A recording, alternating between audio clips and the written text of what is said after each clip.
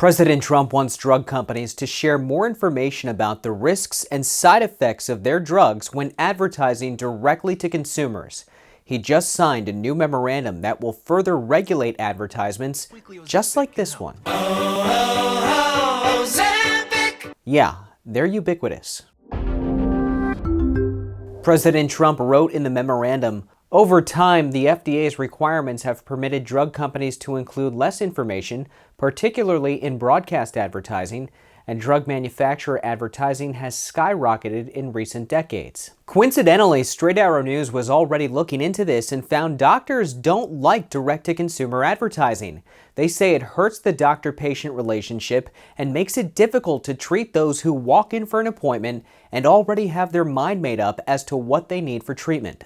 Back in the 1990s, President Clinton changed the rules and allowed direct-to-consumer advertising. That's been a boon to pharmaceutical companies, and it's led to just this phenomenal increase in what we pay for medications.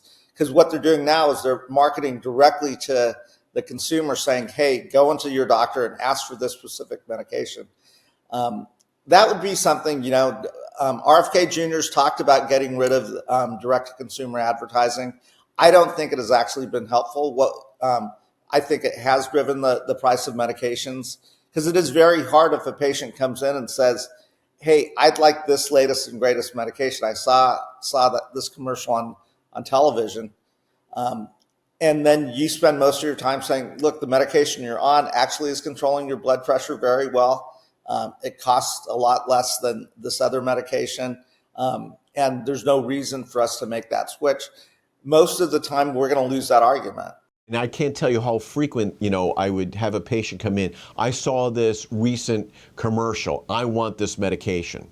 Well, then I got to spend 10 minutes while you don't need that medication, or 30 seconds to write the medication. And that's why the drug companies are on TV, is to push a product to make my life, I'm not saying difficult, but, can be a challenge, because I might not agree with that commercial, but that patient is adamant. The easiest way for me is to mollify that patient, write the medication, and move forward. And that's why there's so much, pharma on TV. I mean, I think the United States and New Zealand are the only places that allow commercials for pharma products. Everyone else, you can't do that. And I think it really kind of gets in the way between the doctor-patient relationship, where I can sit down, tell you benefits of what medicines are out there. They can do their due diligence, but I would tell them, on average, this is usually going to be the best medication, not what you saw on a commercial. They come with an idea, and they think of me like McDonald's. I'm coming, I want my Happy Meal.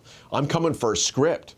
And that's the problem. I think there's sometimes you just need an interaction with the patient, like we're doing, talking, and then maybe I don't need a prescription. Maybe not everything is in a prescription. Maybe it's in, well, let's talk about your diet. Well, let's talk about your exercise. Well, let's talk about your stress that you have in your life. That's not in a pill. That's something else. I hate to tell you, but people don't want to hear that. They just want the pill format, and it's the easy way, and I get it, but is the easy way going to be the right way? And I think we're, unfortunately, maybe this is related to, an over-medicated society. I'm Ray Bogan for Straight Arrow News. For more unbiased reporting straight from our nation's capital, download the SAN app.